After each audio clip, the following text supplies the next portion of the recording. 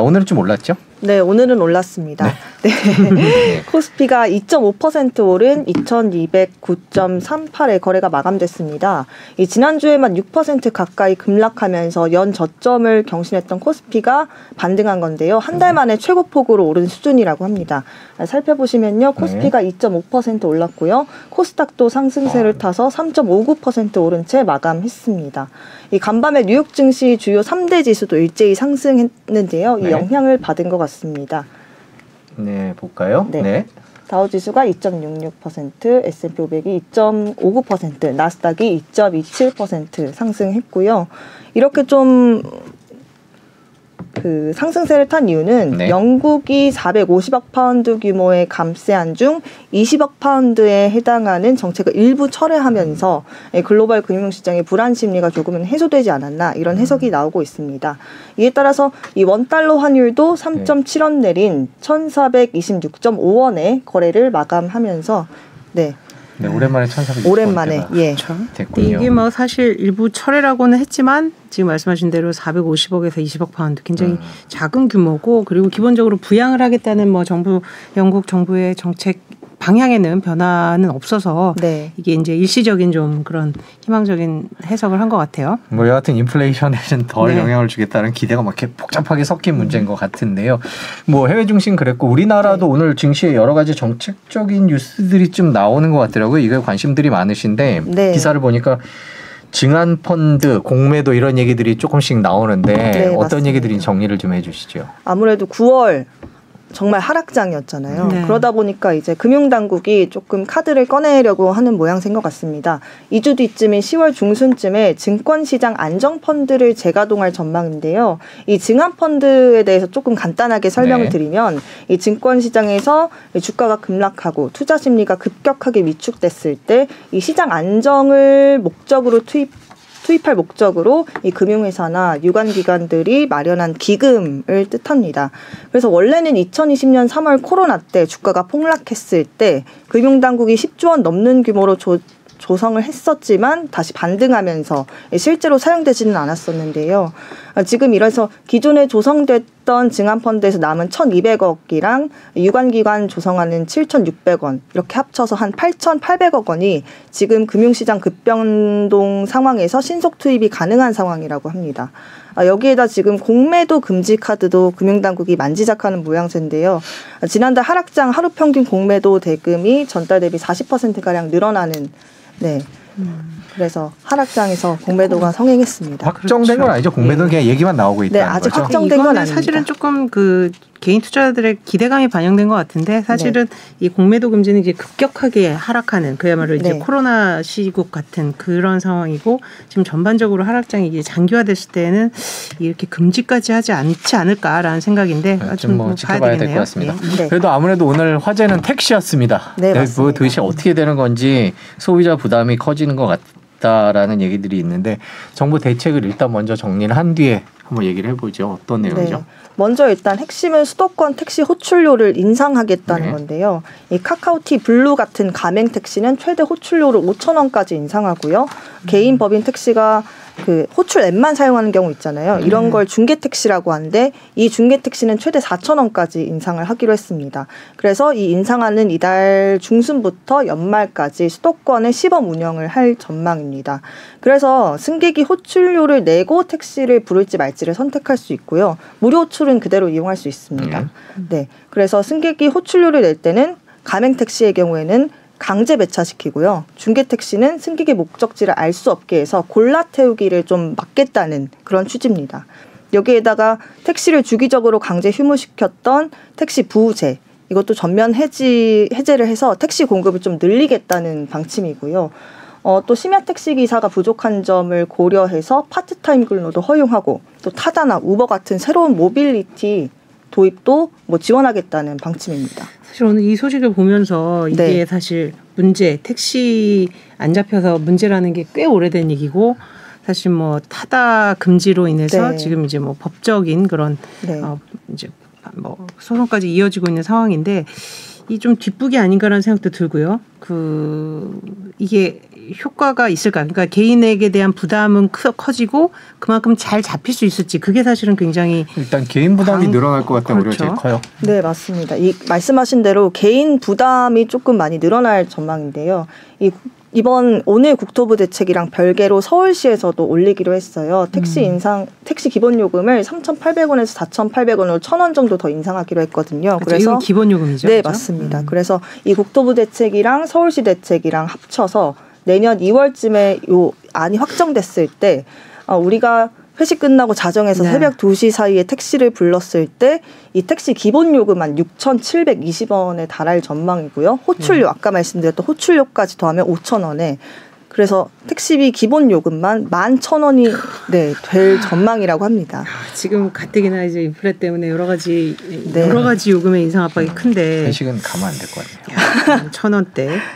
어쨌든 그만큼 택시 잡기가 어려워진 상황을 고려한 어떤 고육주책이라고 보이는 합니다만은 그동안 이게 빠져나간 배달 쪽으로 많이 빠져나가고 이런 기사들을 좀 데려올 수 있을까요? 어떻게 보십니까? 일단은 정부에서는 배달 쪽으로 빠져나간 기사들을 데려오려면 수익성을 높여야겠다 이렇게 판단해서 뭐 기본 요금도 올리고 뭐 호출료도 올리고 이렇게 한다는 건데 쟁점은 아까 말씀하셨지만 이 호출료를 올린다고 해서 이 기사들이 돌아올 것이냐 이게 정말 효율성이 있을 것이냐는 건데 얼마나 가져가게 되죠 그러면? 지금 최대 5,000원까지 받을 수 있는 호출료의 80~90%가량을 택시기사가 가져갈 수 있게 한다는 게 정부의 방침인데요. 이렇게만 되면 이렇게 정부 말대로만 되면 택시기사가 한 30에서 40만 원 정도 한 달에 평균 더 가져가게 됩니다. 근데 이제 개인 택시기사들은 뭐 이 정도 가져갈 수 있겠지만요. 이 법인 택시 기사의 경우에는 이 수익률 배분이 기사와 회사 간의 사적 계약인 만큼 정부가 강제하기가 어렵습니다. 그래서 이렇게 요금을 우리가 더 많이 내고 호출료를 더 많이 낸다고 해서 정말 기사들을 많이 데려올 수 있고 기사들에게 그 수익이 돌아갈지는 사실 미지수인 상황이라서요. 오히려 소비자 부담만 더 가중되는 거 아니냐 이런 우려도 같이 나오고 있는 상황입니다. 사실 이 문제가 핵심인 것 같아요. 이번에 배달로 많이 유입된 인구가 사실 법인 택시 기사지 않습니까? 왜냐하면 산업금이라든지 이런 부담 때문에 배달이 차라리 수익성이 낮다 해가지고 글로 갔는데 어차피 개인 택시 기사들은 그냥 자영업처럼 그대로 하고 있었던 거니까 큰 변화가 없는데 법인 택시 기사가 얼마큼 돌아올지 그 부분에 대해서는 좀 생각을 해봐야 될 문제인 것 같습니다. 네, 조금 더 분석 이런 건 저희가 이어지는 8시 뉴스에서 조금 더 자세히 전해드리기로 하고요. 또 다음 뉴스로 넘어가 보도록 하겠습니다. 이것도 관심이 많이 가는 뉴스였어요. 애플 가격 인상. 네. 애플은 뭐 이제 가격 가격 결정력이 굉장히 높은. 잘 올리죠 가격을. 뭐 그래도 사니까. 얼마나 올리죠? 이르면 6일 모레부터 애플 이용하시는 분들이 한 25% 정도 더 돈을 내야 할 것 같습니다.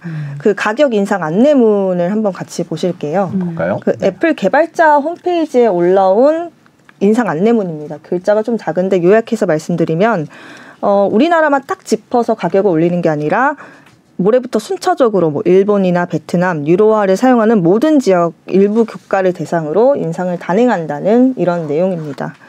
그 모든 콘텐츠가 다 오르는 건가요?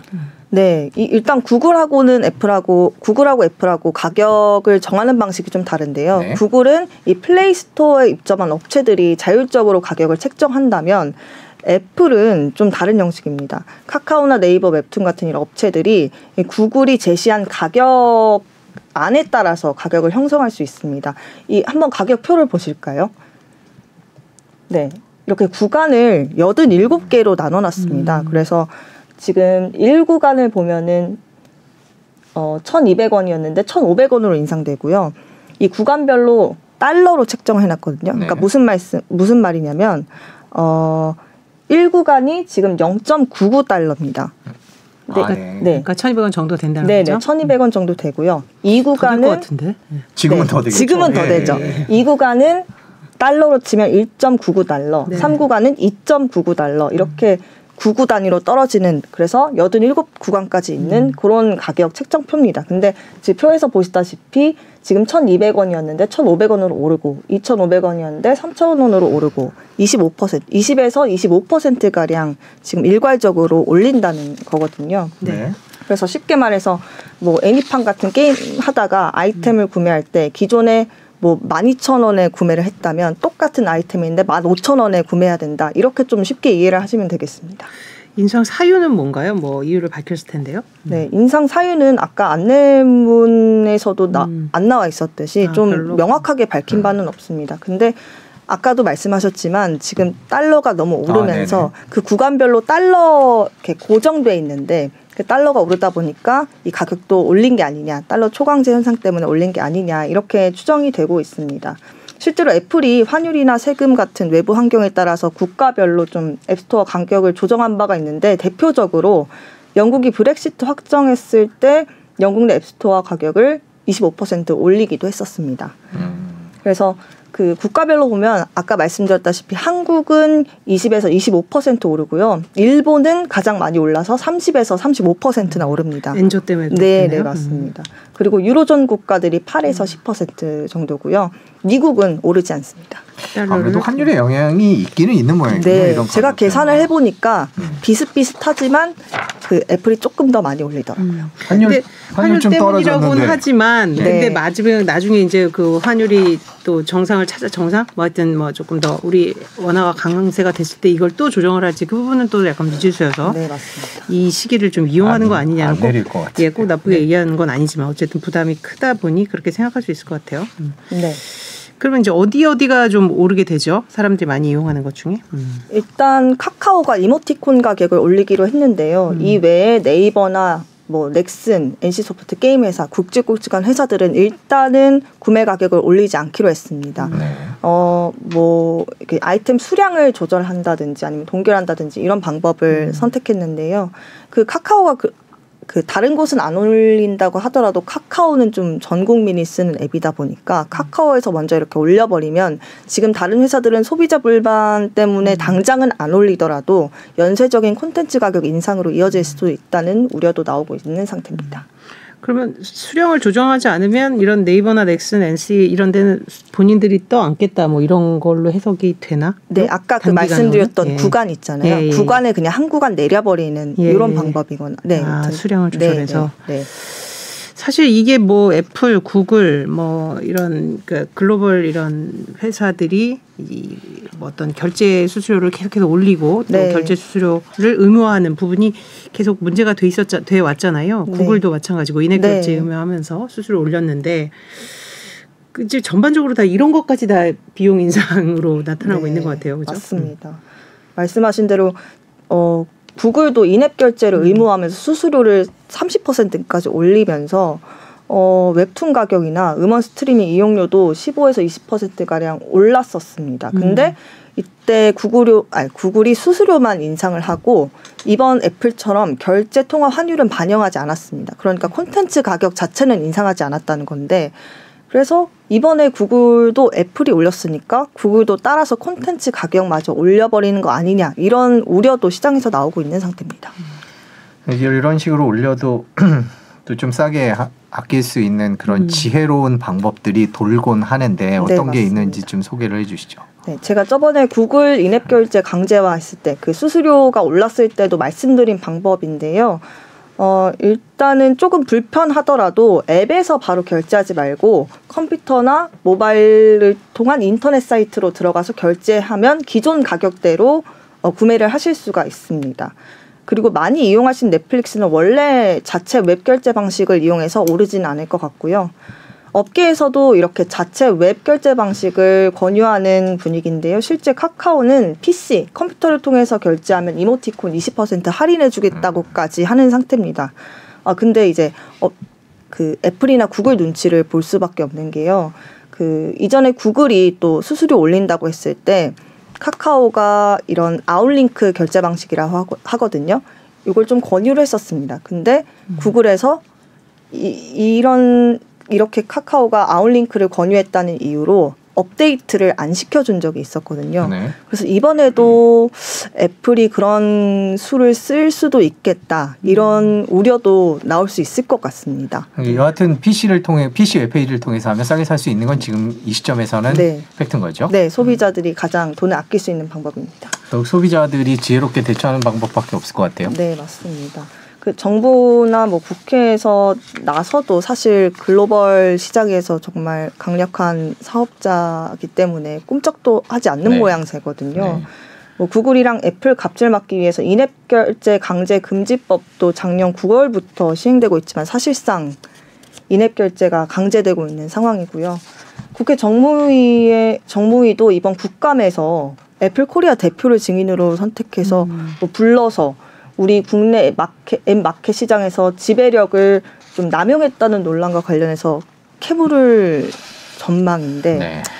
사실 뭐 애플 코리아 대표가 뭐 어떤 뭐 결정을 좌지우지할 수 있는 그런 자리라기보다는 네, 맞습니다. 이제 여러 지사 중에 하나의 대표이기 때문에 여튼 이번 국회에서 관심을 끌기는 할 것 같아요. 네. 보니까. 예, 시원경제 잘 들었습니다. 여기까지 하겠습니다. 고맙습니다. 감사합니다. 네, 이어서 오늘 SBS가 전해드린 주요 경제 뉴스 몰아서 보시고요. 6시부터 테슬라 얘기 해보겠습니다. 뉴스 보시겠습니다.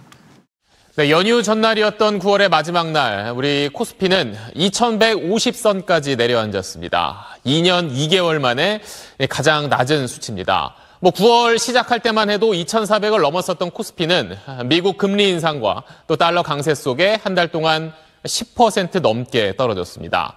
내일부터 시작될 10월 주식시장도 이런 흐름이 이어질 거란 전망이 많습니다. 때문에 국내 또는 해외 주식을 산 사람들은 밤낮으로 고민이 많습니다. 아예 주가를 안 본다 이런 사람도 있는데 또 한편에선 주식에 중독된 것 같다며 상담기관을 찾는 사람도 늘고 있습니다. 박찬범 기자가 취재한 내용 먼저 보시고 이 내용 더 짚어보겠습니다. 주식 투자자가 중독자로 변하는 건 본인 통제력을 상실한 경우입니다. 경제력을 고려할 때 투자를 더하면 안 되는 걸 알면서도 혼자 힘으로 주식을 끊지 못하는 상황입니다. 지난 4년간 주식과 선물에 중독돼 4억 원을 잃은 40대 A씨가 그랬습니다. 크게 벌었던 그 기억에 사로잡혀가지고 이 정도 돈이면 다시 되겠지 라고 생각해서 대출을 받고 있지만 이 중독된 상황에서는 이게 이성적인 생각이 불가능해요. 잃은 돈을 만회하려고 다시 투자하는 이른바 추격 매수도 중독자들의 특징입니다. 20대 B씨도 직장을 다니면서 모은 5천만 원을 주식과 선물로 잃고도 다시 또 대출을 받아 추가 투자를 하다 빚더미에 앉았습니다. 이제는 대출을 해서 좀 벌어보자 이런 생각으로 대출을 받았던 것 같아요. 보상 심리 같은 것도 있고요. 주변 사람들은 다 버는데 왜 나만 이럴까 이런 생각. 주식 중독은 이런 특징 때문에 심리 상담 분야에서 도박 중독의 범주에 포함시킵니다. 첫 번째는 이제 불확실한 사건이고요. 두 번째는 이제 돈이나 가치 있는 것을 거는 행위. 이 두 가지 조건이 이제 성립되면 저희가 도박이라고 하는데 주식은 도박에 포함되는 게 맞거든요. 주식 열풍 속에 중독 문제로 상담기관을 찾는 인원도 5년 사이 6배 가까이 증가했습니다. 이들은 스스로 중독임을 인정하기까지 걸리는 시간이 다른 중독자보다 더 깁니다. 잠깐 내가 분석을 잘못해서 그런 거야. 실수로 내가 일시적으로 그런 거야 라고 생각하시는 분이 많기 때문에 이 부분에서 좀 차이가 큰 것 같습니다. 그만큼 상담에 소요되는 시간과 비용도 늘어나기 마련입니다. 사회적 병리 현상까지 전이된 주식 중독 문제에 대해서는 사회적으로 관심을 갖고 치료하고 상담할 수 있는 프로그램도 제공하는 등 범정부 차원의 종합 대책이 필요하다고 생각을 합니다. 주식 투자에서 중독으로 떨어지는 나락, 사회적 안전판 마련이 필요한 시기입니다. 네, 방금 리포트 전해드린 박찬범 기자 나와 있습니다. 최근 주식이 많이 떨어지면서 이미 판 사람들도 있지만 혹시나 다시 오르지 않을까 하는 마음에 주식을 더 삼는, 그러니까 이른바 물타기 하는 사람들도 꽤 있잖아요. 이런 경우도 중독의 위험이 있다고 봐야 될까요?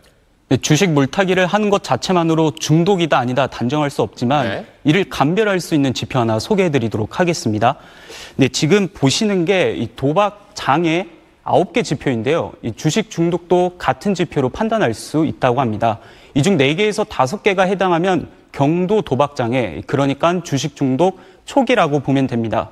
이 전문가들은 주식 중독자들에게는 조절 실패, 추격 도박, 일자리 상실 등과 같은 부정적 결과, 경제적 도움을 받은 지표가 더 두드러지는 경향 보인다고 합니다. 네. 내가 감당할 수 없는 돈, 시간과 하고 있고, 즉 빚을 내서 투자를 하고 있면 그 중독이라고 보시면 될 것 같고요. 그다음에 그냥 상식적으로 봤을 때 주위 사람이 야, 너 문제 있어 라고 하면 사실 이제 중독의 단계에 접어들었다고 보시면 될 것 같습니다.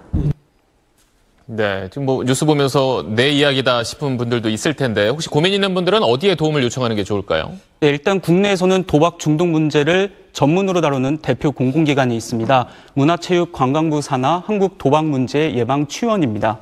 24시간 상담이 가능한 이곳 대표번호 1336으로 전화하면 됩니다.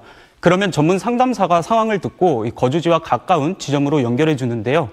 국가에서 운영하는 만큼 상담 비용 전액 무료입니다.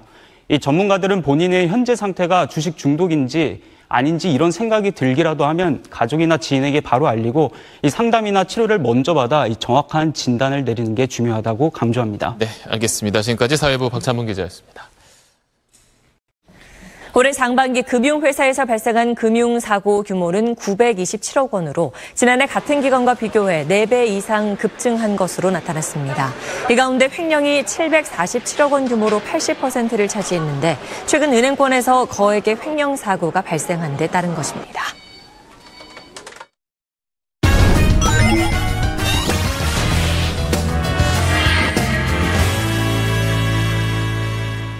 네, 친절한 경제 시간입니다. 오늘도 한지원 기자 나와 있습니다. 안녕하세요. 안녕하세요. 네, 1인 가구 관련한 조사 결과가 나왔다고요? 네, KB금융이 25세에서 59세까지 1인 가구 2,000명에 대한 조사를 올해 진행했는데요.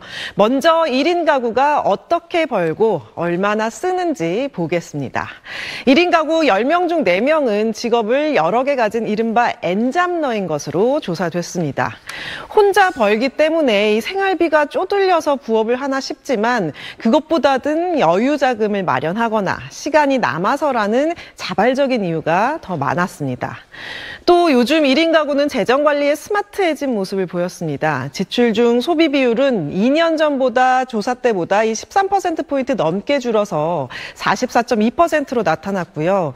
대신 저축은 10%포인트 늘어서 44.1%가 됐습니다. 과거 소비가 이 저축보다 20%포인트 넘게 많았다면 지금은 이 비등비등해진 거죠. 소득을 넘기지 않고 지출하거나 정기적으로 이 자산을 점검, 조정하는 등 계획적으로 자산을 관리하고 있었는데요. 특히 이 20대의 자산 관리도 다른 연령대에 뒤처지지 않았습니다. 지금 당장의 행복을 중시하는 이른바 욜로 가치관은 옅어지고 젊었을 때부터 이 자산을 만들고 관리하고자 하는 열망이 커진 것으로 보입니다. 앞서 그 저축이 늘었다고 했는데 그만큼 유동자산 비율도 함께 늘었을 것 같네요. 네, 이게 올해 조사잖아요. 현재 이 금융시장 상황이 많이 반영돼 있었는데요. 현금이나 수시 입출금에 들어있는 이 유동성 자산이 42%로 가장 많았습니다. 2년 전과 비교하면 유동성 자산이 16%포인트 넘게 늘었는데요. 전 연령대에서 유동자산 비율이 증가했는데 20대는 2배 넘게 증가했습니다. 금융시장의 이 불안정성 요소가 커지면서 원래 가지고 있던 금융 상품을 해지하고 신규 투자를 위한 대기 자금으로 유동성 자산을 많이 가지고 있기 때문으로 보입니다. 그 다음으로 이 금융 자산이 많은 건 예적금이 27%, 주식이나 선물, 옵션이 19%로 뒤를 이었습니다. 그 다음으로 1인 가구가 사는 이 집을 좀 살펴보겠습니다. 혼자 살면 소형 평수의 오피스텔을 살 거란 인식이 많잖아요. 의외로 이 아파트가 36.2%로 1위를 차지했습니다. 2020년 조사 때는 연립이나 이 다세대 주택이 가장 많았지만 역전이 된 겁니다. 이 소형이 아닌 중대형 규모에 사는 비율도 2년 전보다 3.1%포인트나 더 늘었는데요. 코로나 이후에도 이 주거 공간을 넓히려는 의지가 높아진 걸로 풀이됩니다. 네, 이제 한참 그러니까 경제활동을 많이 하는 연령대인 것 같은데 30, 40대 중에서도 소득 상위 10%에 해당하는 1인 가구들 어떻게 자산 관리하는지도 조사가 됐다고요. 네, 이들을 리치 싱글이라고 보고서에서는 불렀는데요. 일반 싱글보다 좀 더 체계적으로 자산을 관리했습니다. 구체적인 이 재무 목표를 설정해서 투자 기간을 장단기로 나눠 관리하는 경향이 더 강했습니다. 먼저 이 버는 돈부터 리치 싱글은 일반 싱글의 2배였는데요. 소비가 차지하는 비중은 상대적으로 낮아서 리치 싱글은 월 소득 중 30%, 일반 싱글은 41% 정도 됐습니다. 당연히 재테크할 여유 자금이 많겠죠. 리치 싱글의 월 저축액은 204만 원으로 일반 82만 원의 2.5배였고요. 이에 따라 이 리치 싱글 절반 이상이 3억 원 미만의 금융자산을 가지고 있었습니다. 또 이 리치 싱글의 월 저축 포트폴리오를 살펴보면 유동자산이나 예적금으로 저축하는 비율이 일반 싱글보다 다소 낮은 반면 펀드나 이 주식에 투자하거나 연금 같은 이 장기 상품에 예치하는 비중이 높았습니다. 그만큼 어느 한쪽에 크게 쏠리지 않고 다양한 금융상품에 분산 투자하고 있다는 걸 의미합니다. 잘 들었습니다. 고맙습니다. 고속철도를 자주 타는 승객들은 대부분 이런 경험이 있습니다. 급하게 내려가야 돼서 이제 표를 예매를 하려고 봤는데 계속 다 매진이더라고요. 계속 새로 고침하면은 제가 가야 되는 그 비슷한 시간대에 가끔 취소표 하나씩 이렇게 나오거든요. 표를 끄는 사람이 많아서기도 하지만 다른 이유도 있었습니다. SR에서 최근 5년 동안 환불자 명단을 뽑아봤더니 열차표를 18억 7천만 원어치 샀다가 나중에 전부 환불한 사람이 있었습니다. 매달 표를 몇백 장씩 샀다가 다음 달에 취소하는 식으로 모두 2만 5천 장을 샀다가 취소하는 바람에 다른 승객들이 제때 열차를 타지 못하게 막은 셈이 됐습니다. 특히 설을 코앞에 둔 1월과 휴가가 시작되는 6, 7월, 여행객이 몰리는 연말에 몇 천만 원어치를 끊었다 환불했습니다. 이런 사람이 한두 명이 아니었습니다.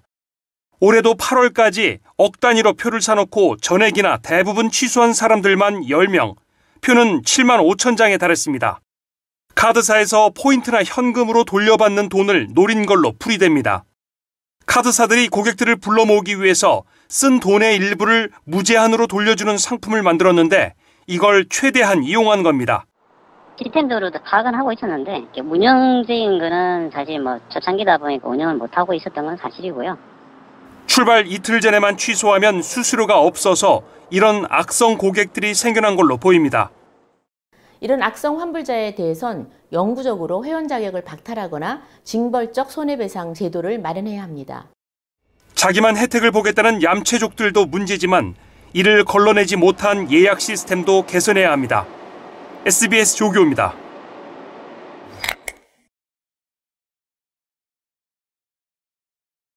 수도권의 심야 택시난 해소를 위해서 정부가 각종 요금을 올리고 영업 제한도 풀어서 기사들을 더 불러내겠다는 대책을 발표했습니다. 승객 입장에서는 요금 인상으로 논란도 예상됩니다. 김범주 기자입니다. 정부가 내놓은 심야 택시난 대책의 핵심은 밤에 거리로 나오는 기사 수를 늘리기 위해서 요금을 올리고 각종 규제를 풀겠다는 겁니다. 우선 밤 10시부터 택시를 호출할 때 가까운 거리도 무조건 가도록 강제로 배차를 하는 대신 호출료를 최대 5,000원까지 올릴 방침입니다. 또 일반 택시나 전기차 택시를 요금이 더 비싼 고급과 대형 승합 택시로 바꿀 수 있게 규제를 풀 방침입니다. 기사들 수를 늘리기 위해서는 현재 3일에 한 번은 쉬도록 돼 있는 개인 택시 부재를 풀고 법인 택시 기사는 심야 운전 뒤에 회사가 아니라 본인 집에 주차를 할 수 있게 할 방침입니다. 또 회식이나 접대 이후에 회사 차원의 수요를 줄이기 위해서 기업 상대로는 우버나 타다 같은 개인 영업을 푸는 방안도 추진합니다. 동시에 기존 버스처럼 정해진 노선을 다니는 게 아니라 같은 방향으로 가는 도심 승객들을 한 번에 태워서 다양한 목적지에 내려주는 방식의 호출형 심야 버스도 중장기적으로 도입할 방침입니다. 이렇게 되면 승객 입장에선 우선 심야 택시 요금이 크게 오를 전망입니다.